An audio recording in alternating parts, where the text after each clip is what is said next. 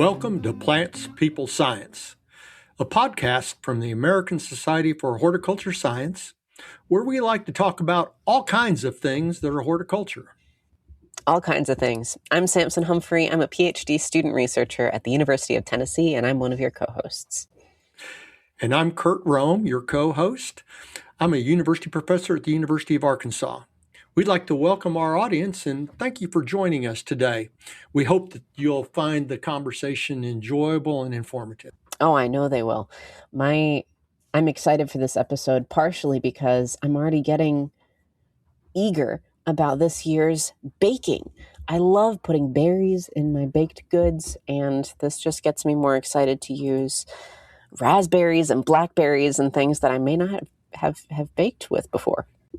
Well, you know, I'm excited because I'm a fruit guy, and I've known Gina for a long time. She was actually a staff member at the University of Arkansas when I first came here, when I was a student. And so we've known each other a long time. We've worked together professionally. I've watched her career develop, and that's been really fun. I have done a few things on blackberries myself. I even have an honor student that's working on a blackberry project. So I'm kind of excited about today's episode. And it's the beginning of spring. Fruit crops are starting to come out of dormancy. You know, it's that time of year we're thinking, is it going to be an early bloom or an on-time bloom or a late bloom? Will there be a frost? But it's for a fruit person, it's a time of the year that's filled with anticipation because this year's crop is going to be the best one ever. I'm sure that is true for our guest today. Our guest is Gina Fernandez. She's a berry breeder, director of graduate programs, and distinguished professor at North Carolina State University. She leads the strawberry, raspberry, and blackberry breeding programs, and you might use her strawberries Rocco and Liz, her raspberry Nantahala, and her blackberry Vaughn. She's an incredible person, and I'm so excited we got to speak with her. Let's give her episode a listen.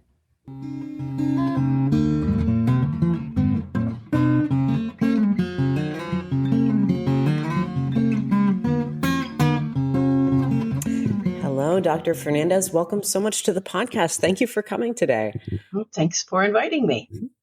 So I have known you for a couple years now. You're the graduate student coordinator for North Carolina State? Director of graduate programs in the horticulture department. Yeah, the title maybe doesn't matter to me so much because you gave such good advice and such good mentorship. Thank you. You are really well suited to that role. And so I'm so happy to have you on this podcast today and to learn more about your history. So my first question for you today is, how did you become a horticulturist? So that's actually a kind of a fun question. I've always been an outside person. I just like to be outside and, be in nature, and was a camping and grew up in rural Wisconsin. But in rural Wisconsin, there was just cows and corn, and I didn't know agriculture was a thing. So I got an undergraduate degree in biology, which is a great degree, and from a small college in Wisconsin, Ripon College. And study biology, and I was more of the outside, like the ecology courses and the plant biology courses and stuff like that. But I didn't know about horticulture.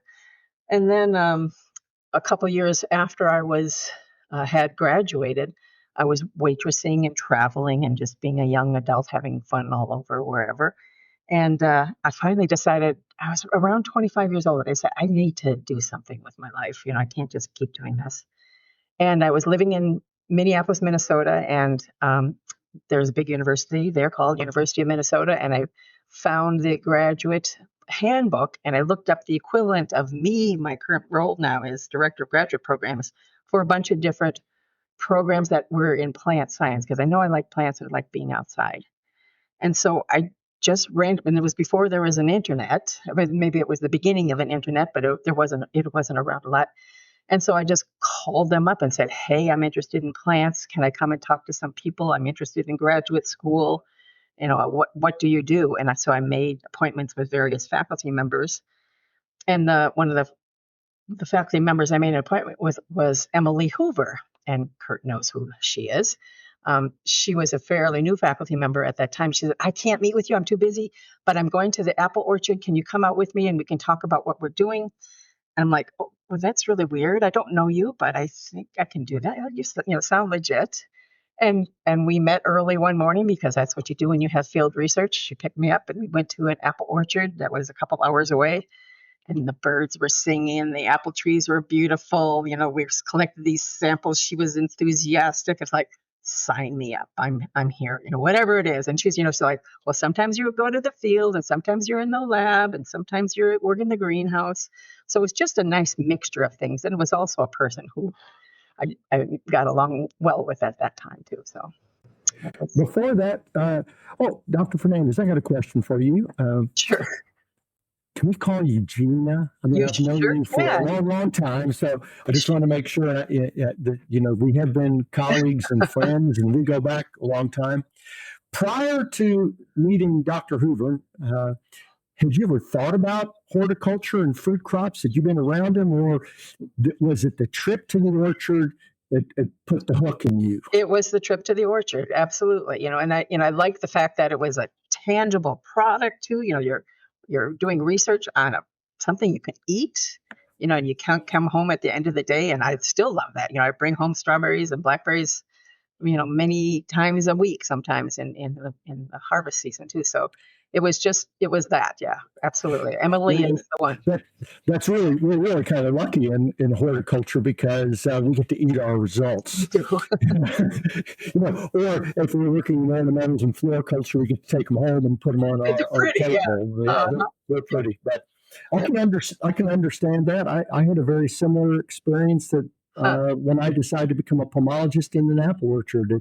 I think the blossoms and the smells and the taste, maybe they're secretly addictive. Maybe they are.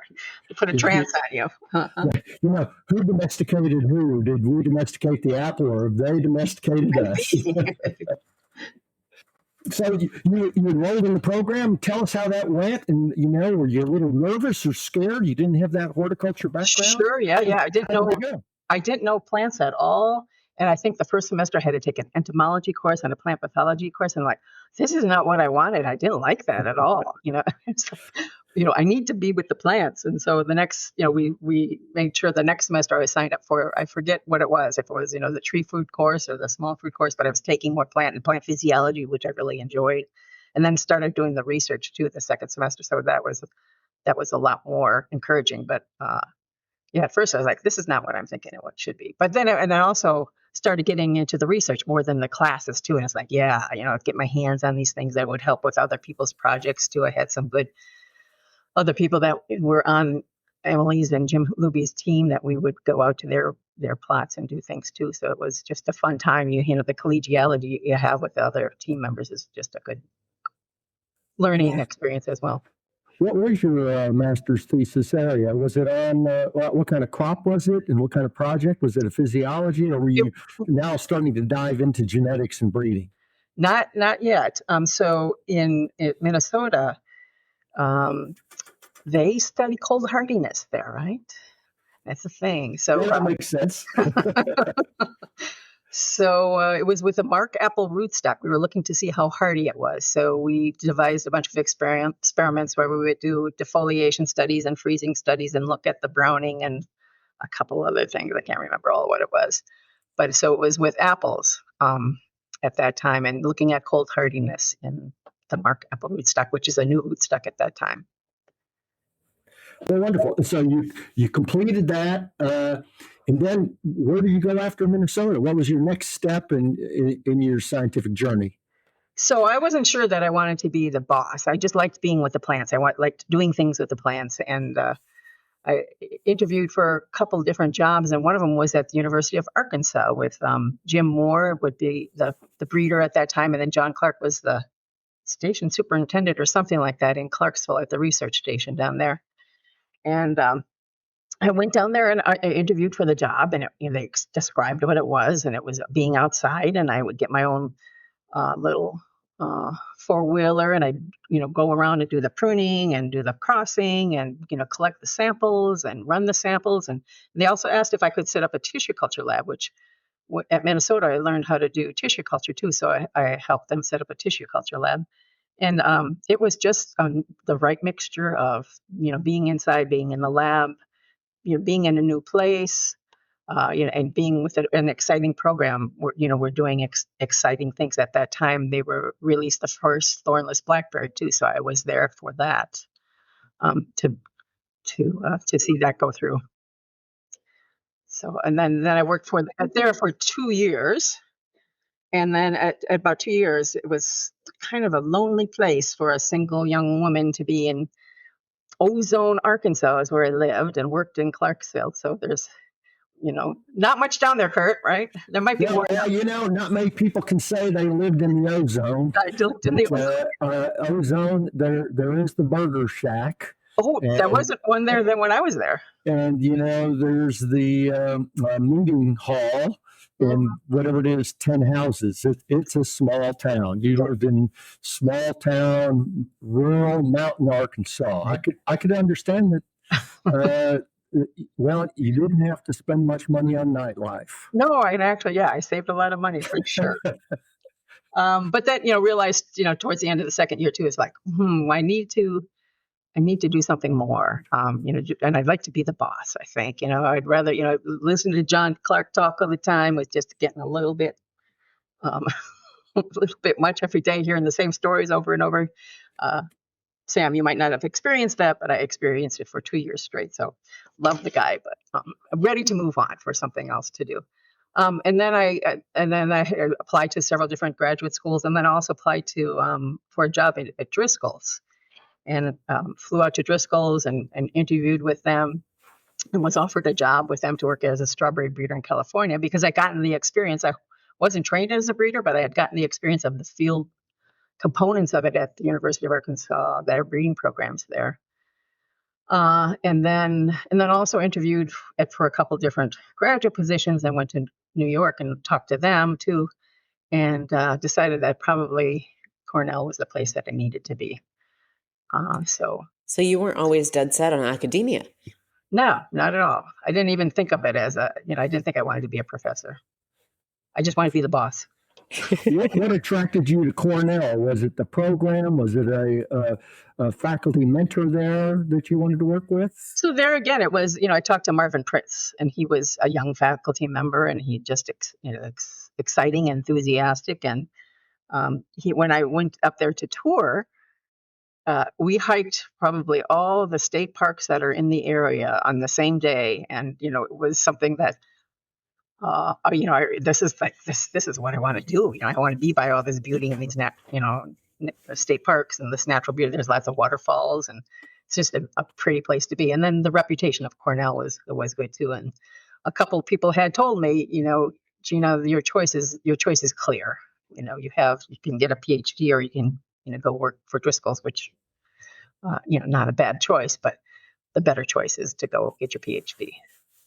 So you got some good mentorship. You chose Cornell. What did you do there? At Cornell, signed up with Marvin Pritz and I did more of a physiology training, plant physiology, or actually my PhD is in pomology. So there's very few of us that can say that we have a PhD in pomology, but my focus was on apple or raspberry physiology, and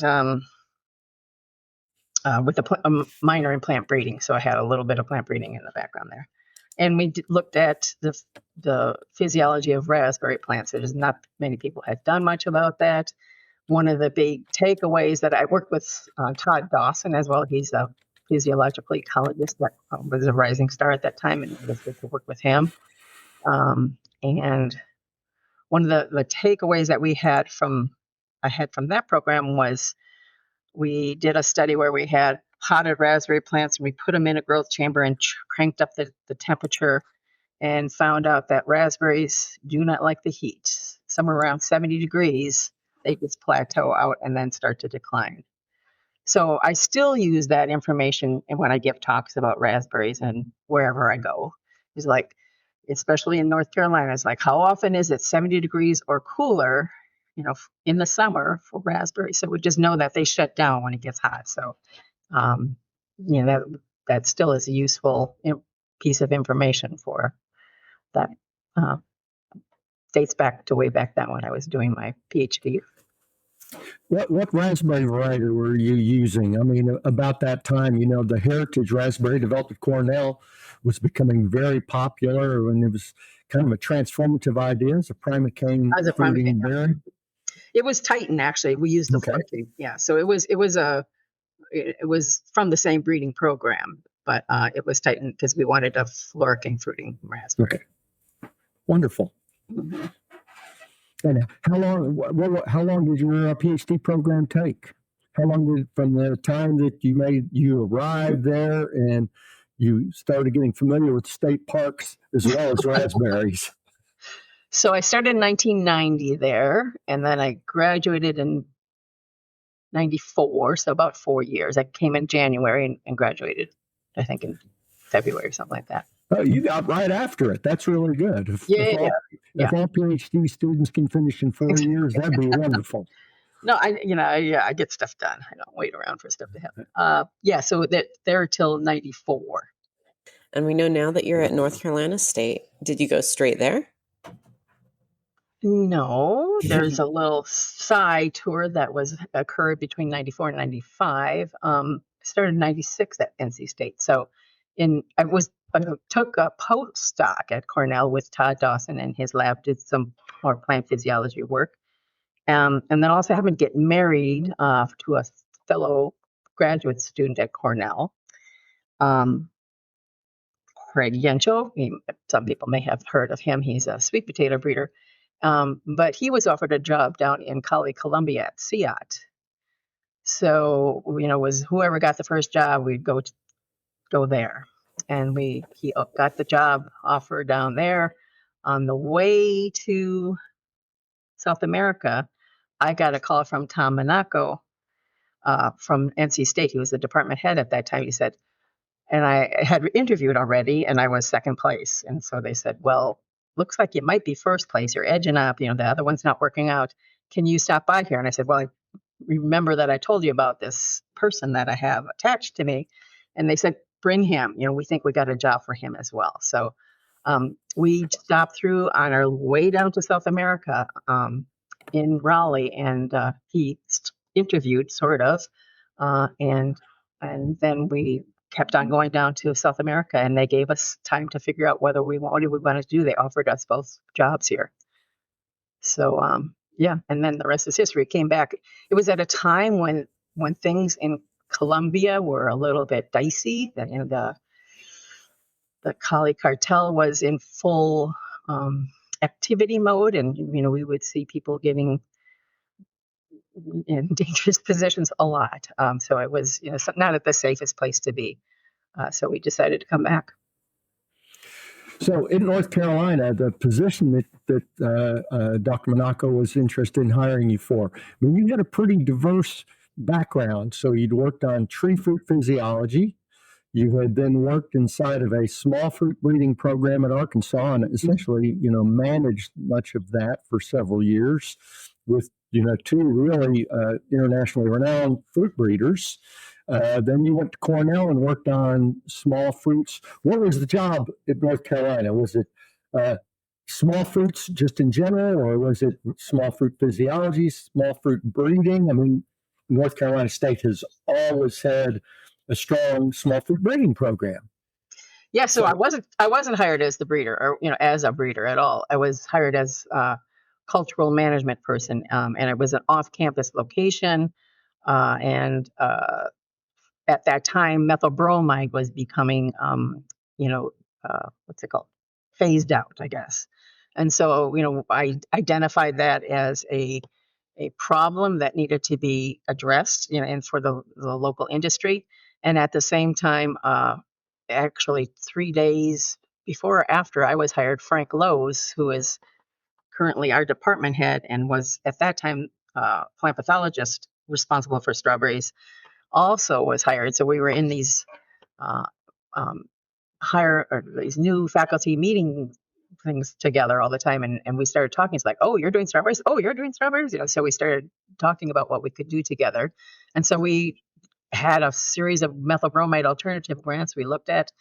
and neither one of us had grown annual strawberries before, so we weren't familiar with the system. He came from Michigan and Canada, and I came from Wisconsin and New York, so they were perennial systems. So we got to see how the annual strawberry system worked. And so we did some just baseline studies and looked at diseases and looked at methyl bromide alternatives as well. So we did, probably 4 or 5 years of methyl bromide alternative work. And so that's where I started.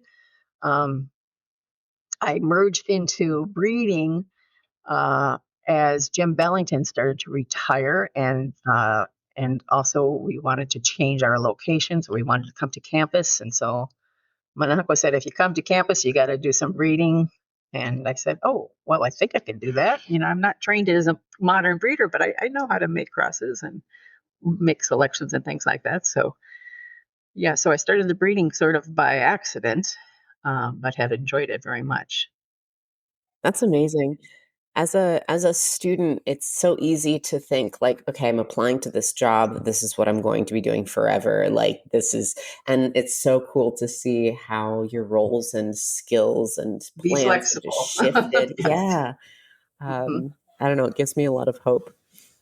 Yeah, you never know where you're going to land. Mm-hmm. Yeah, so you went to campus as a breeder, and again, the result is Dr. Ballington had an international reputation in small fruit breeding. Mm-hmm. Probably about the same time, Barclay Poling was becoming a leader in the southeastern United States in annual strawberry culture. Mm-hmm. What crops did you decide to work on? Where did you see the opportunity?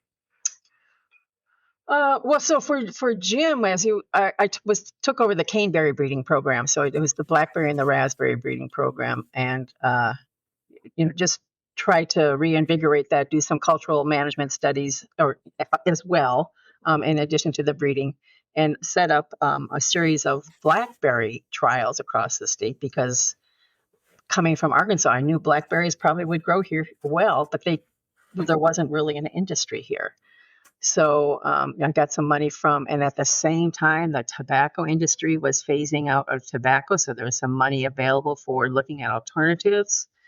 So just got chunks of money to put trials in across the state. This is a pretty big state. We can go from, the high elevation mountains to the coastal plains. So we have lots of different climates. So put in trials for blackberries and found out they did well, except for I was concerned that the thorny types that were still being grown a lot were getting a double blossom. And that just wasn't, I just was afraid of that. That would, we wanted a new crop out there, a new crop to grow for the growers out there. And it just wasn't doing, it would eventually succumb to double blossom. But at the same time, John Clark and Jim Moore got very lucky by releasing the thornless blackberries, which also happen to be resistant to this double blossom. So there is a series of thornless blackberries that we incorporated into the rotation of these blackberry trials. And they did well all across the state. In fact, I remember coming back to Arkansas for a meeting and showing Jim Moore how well they're doing in their first year. And he said, wow, they're doing better there than they do here. Like, oh, yeah. So, from that, we got the growers interested in it. We had a company from Florida, Sunny Ridge Farms, come up and talk to growers and say, hey, we want to get a commercial industry going here too. So, lots of other things happened. And, it was good that we had a nice extension or good extension system here in North Carolina where we could reach out to agents and growers and get the information out there. We had information meetings and how to grow blackberries and developing all sorts of resources for them online too. So you were able to make some important breakthroughs and introduce a new crop to North Carolina.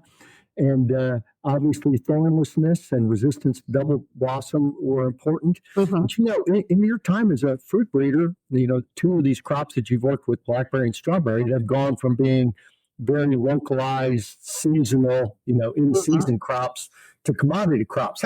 How's that affected your breeding objectives? And tell us where you see the future now. Well, so was good about the blackberry breeding program is that Penny Perkins and John had done some studies. They've shipped the blackberries across over to Europe, and I would use that. There was an article, I got, it was a pretty seminal article in Hort Science, I think it was, that said you can ship these berries. So I knew that that was going to be a different type of system, not the local pick your own backyard type of industry. So that's what I always, when I was educating growers and things like that, this is something that's not just for your backyard. It can be for your backyard, but it's bigger than that. So I knew that that would fit well into that, and that's exactly how it developed. There's a huge compared to to the backyard grower and backyard industry, pick your own industry. It's much bigger. The blackberry industry is, but now what was the question? Go back to that one, Kurt. What is that? Yeah. Oh, so yeah. How has the fact that now can be shipped and it's becoming more of a commodity? Right. Now you probably have new objectives like firmness or size or quality. What are some of the? I mean, you saw thornlessness, you saw double blossom. What were some of the new objectives you had now that the markets are opening up for this crop? Yeah. So for blackberry, that was orange rust was a big deal too, and fortunately, by very lucky circumstance that the blackberries that we were working on releasing, Vaughn was resistant to orange rust, and its competition, which was Navajo, the same sort of season, was very susceptible to it. So it was lucky that we had that. Vaughn is also resistant to fusarium, so it's always you're sort of one step ahead or maybe one step behind what actually is the latest pathogen out there. So now we're looking at fusarium resistance, and fortunately we have that in our germplasm. So we're working with Sarah Villani to try to screen some of our germplasm for that fusarium resistance, and we found that we have some resistant here. Same thing sort of in strawberry too. When I first came here, it was more of a pick your own, not commercial shipping industry. It's probably about half the acreage is shipping, and then half the acreage is the smaller growers. But that half acreage that is shipping is only like a handful of growers, whereas there's a lot of little acreages out there for the smaller ones. So we kind of have to split how we look at what we release, but it's still the disease resistance, and now the new one is neopian strawberry. So we're screening our material for that. We have markers for that. We screen all our material using those markers and work with Florida, University of Florida. They have developed those markers. We send them the DNA. They look at them to screen them and let us know what's resistant to them. So, and then also flavor is very important. We have a lot of flavor. One of my former graduates, I don't know if Sam, you overlapped with her or not, was trained in California, and when she came here, I was like, oh my goodness, she's going to see our strawberries, and they're not like big like California, and what is she going to say about them? And she, sure enough, she's out there helping us harvest, and she's like, oh, these taste good. Wow, and they taste different, and they're surprised. Yes, they were smaller than those things that come from California. So, flavor is a very important component in the breeding programs as well, too. And I think that's just so good that that's an important part of it. And can I tell another story about flavor, too? Yes, please. Yeah, we're interested in that. I think Yeah. we talk about that. Samson and I talk about this issue a lot. So tell us the story. And Samson probably has some follow-up questions. Okay. Well, so back when I was looking at whether I should go to Cornell or take a job at Driscoll's, I was interviewing with Driscoll's and went through, talking to several different of the breeders and the people that were important at Driscoll's and in the meetings. And they always had this list of objectives for their breeding programs. And that list was maybe 10, 20 objectives long, firmness, size, shippability, disease resistance, firmness, it didn't leak, all those kinds of things. That list did not contain flavor on it. And I just remember coming back from there thinking, that's very interesting. And I wasn't going to argue with them because they were Driscoll's and they know what they needed to do. But I just thought that was just interesting that flavor wasn't there. now they're all about the flavor. The Swedish batch things is part of their story. But just interesting how that's changed. I've always thought flavor is important. So. Sounds like you were wise even when you were a younger student. Well, I don't know if I was thinking ahead. I was just like, oh, why isn't flavor part of it? Yeah. That's so cool. And man, imagining you as like that young, wide-eyed biology student seeing fruits for the first time, and now seeing you as the expert that you are, who has made big changes in the field. I'm curious how you feel like you've changed as a researcher and your ideas about science and research. Yeah. So I think, at the beginning, you're more of like, okay, what do I need to do with the methyl bromide seriously? Okay, we've got this problem. We need to do these things and, solve that problem. Very linear kind of. But now I'm more like, oh, how could we get some people working on the disease and the interactions and entomology? So I'm much more big picture than I was. And not so worried about creating a name for myself. I don't need publications. I don't need to be the first author. I like to be able to help other people and bring other people in and share what I know. I don't know that I know. I'm not up to date on the latest omics science that a modern breeder knows and uses. But I do know how to look at a field and look at the plants and just they're telling me this is I'm a good plant, and there's just a gut feeling that you have when you look at the plants and walk through the fields. That's it's hard to teach that, but other than you just over time you learn that kind of thing. Gina, it was my personal experience, and I'm wondering if you see the same thing. When I was a young pomology scientist in my first years on the career, the emphasis was really what could I do by myself? Absolutely. What could I, how was I going to distinguish myself as an individual? Yeah. And actually working with others was almost de-emphasized. Right. I feel like it's switched. Has that been your experience Absolutely, too? yeah. Teamwork is much more valued now. Right. You didn't want a paper with a bunch of different authors because, it wasn't like, what did that person do if it wasn't just maybe you or two other people? So for sure. But now it's all about teamwork and, incorporating as much as you can into it. And I like that dynamics. Often the trials or well, I guess because that's what I do research on is revolves around breeding though too. So there'll be a team, but it's breeding for resistance to a disease, and then they have the cultural practices and the economics. So it's all sort of trying to improve the situation there with whatever it is that's you're researching. Man, that's so interesting. And now you run your own team. You're the boss, like you said before, and you've seen.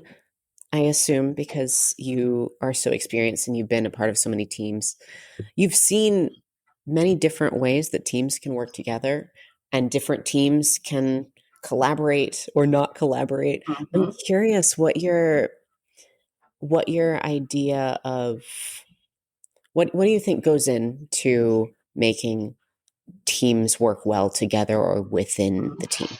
What do you think it is? Yeah, I mean, there's a lot of intangibles there too. It's personality thing, making sure that everybody's comfortable with what they need to do and they know what they need to do. Trust. You have to trust but verify and make sure that they're doing what you think they're doing, but don't give them a chance to make mistakes too and learn from their mistakes. And I don't think I don't yell at people very often. We have sometimes discussions about, okay, now the focus is here. And often with graduate students too, I have to okay, classes are good, but also the research is really the important part. So we have to have that little discussion every once in a while about what's important in your current activities. Yeah, it sounds like it's so much mentorship and so much thoughtfulness on the part of you as the lead that you have to do. I can't wrap my head around how you're able to do it all well. How you learned, how that works out. Yeah, I don't know how I do it either. I mean, you just do it kind of thing. Some people are better than others. I don't know that I'm all that good, but Well, you must be a good team member because when I look at your CV, you've participated in some very productive teams with a lot of good teammates, and so it's interesting that uh, not only are you leading a team, but obviously your colleagues rely on you oh, because you get work done.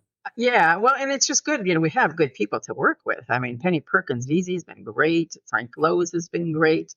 Hannah Barat was great when she was here. So we just had some really good people to work with, and it's just, and berries are fun. We're in general, we all get along together. The people that work in berry research are very collegial, and we like to work with each other, and we're not concerned that one person is going to scoop the other person on something. That doesn't happen. We work together. So it's just a nice atmosphere to be in the berry world.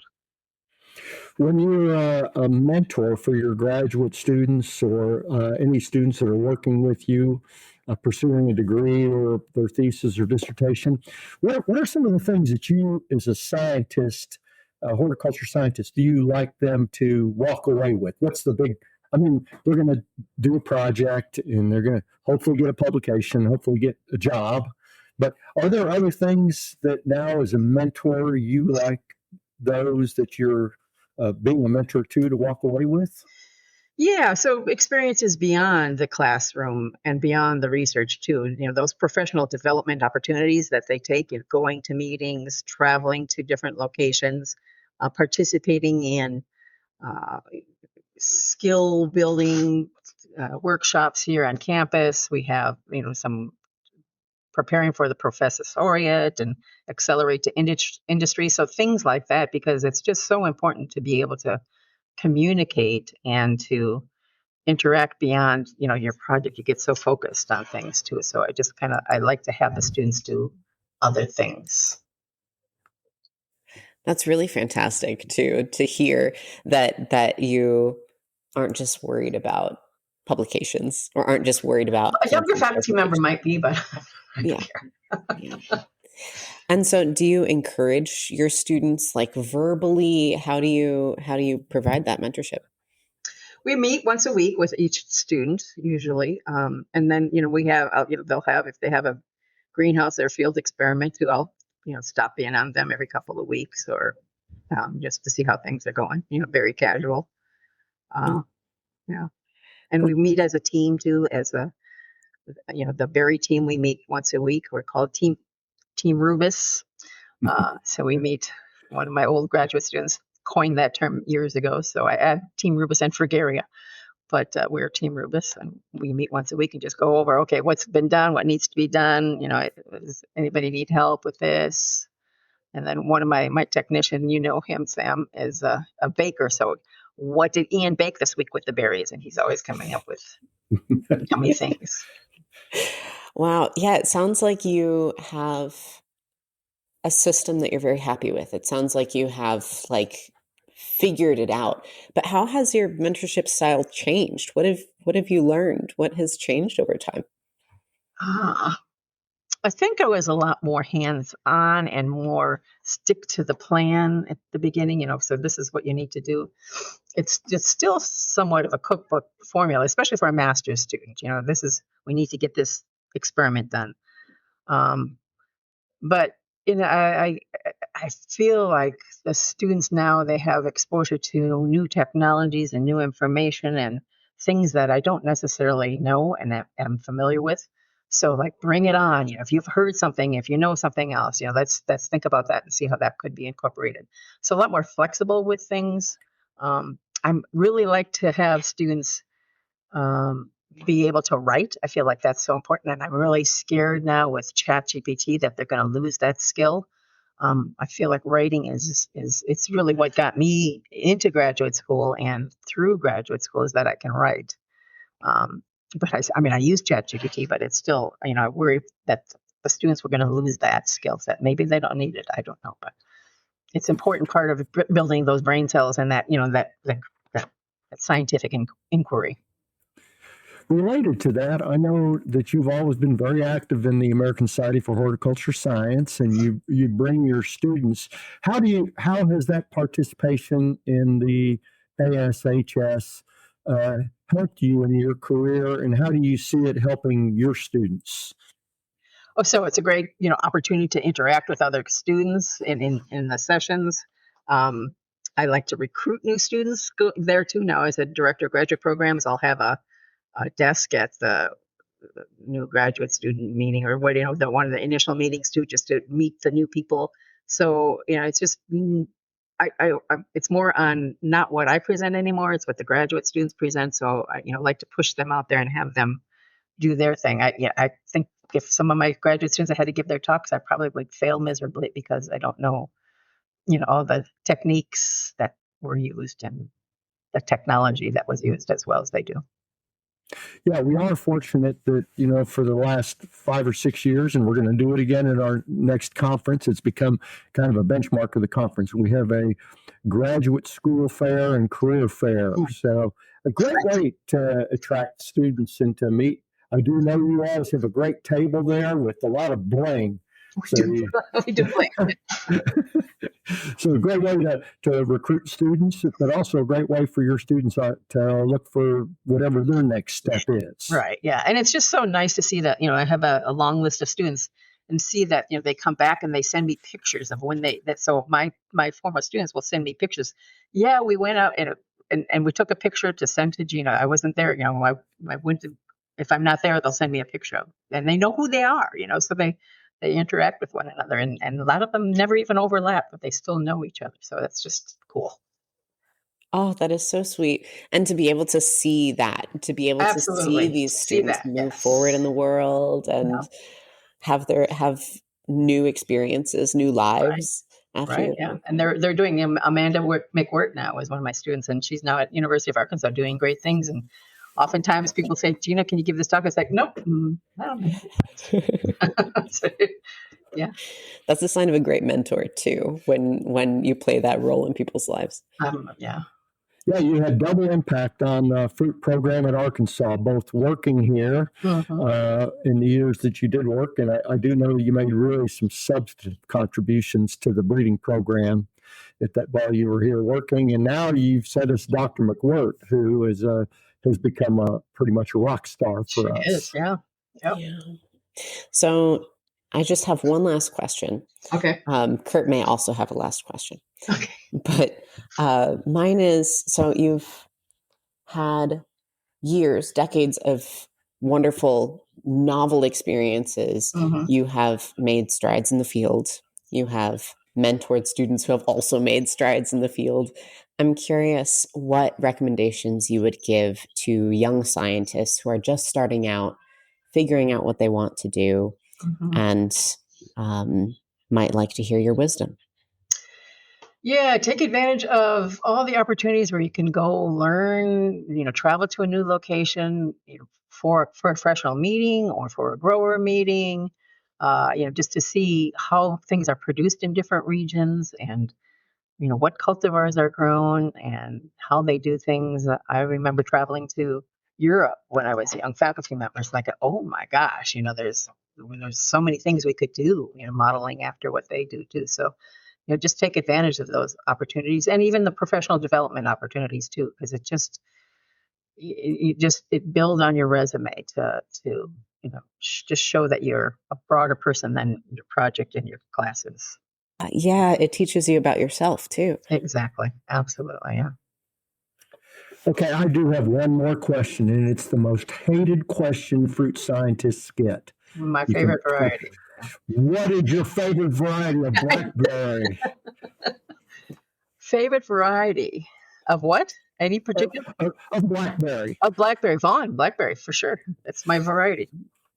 That's a delicious variety, I have to say. I know a lot of growers that grow it. So, I know. Yeah. Thank you. Actually, growers in Arkansas are doing well with that variety here, and consumers like it as well. Warms my heart. It's right up there with some of the Arkansas varieties. Yeah. We got another one coming out too soon. That NC 740 will be.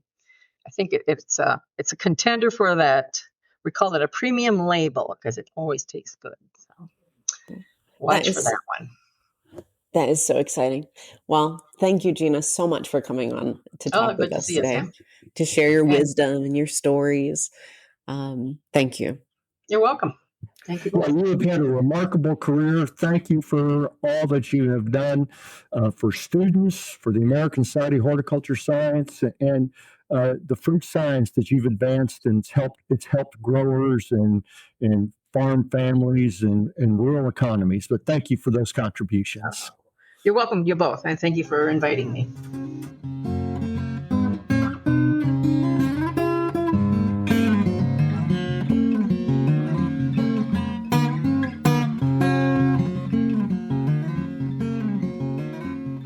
Wow, that was a fantastic episode.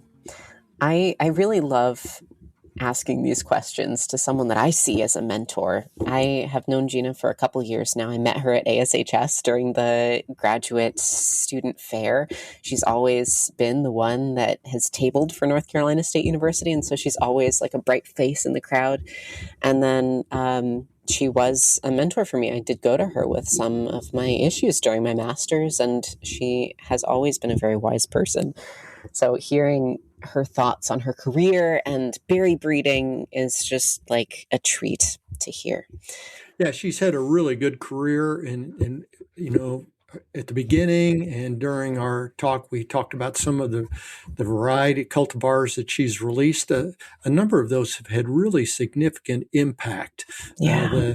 The Nantahala raspberry, the Vaughn blackberry, both of those are really important commercial varieties in the South and Southeast of the United States. Mm-hmm. And, I was struck by the fact, I think oftentimes a lot of people that aren't kind of front and center think that all that plant breeders want to do is have something that's bigger, brighter, and produces more.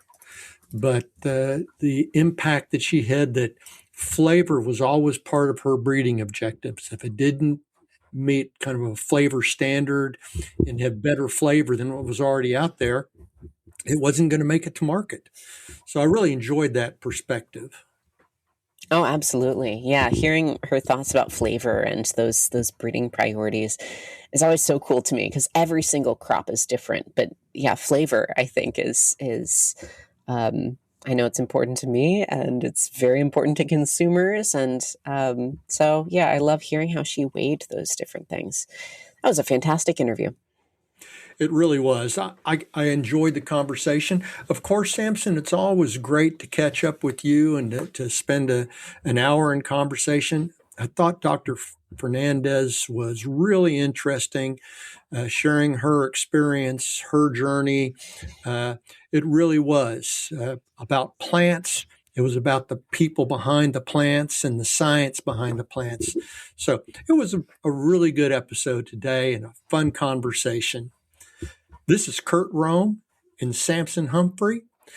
Thank you for joining us for Plants, People, Science.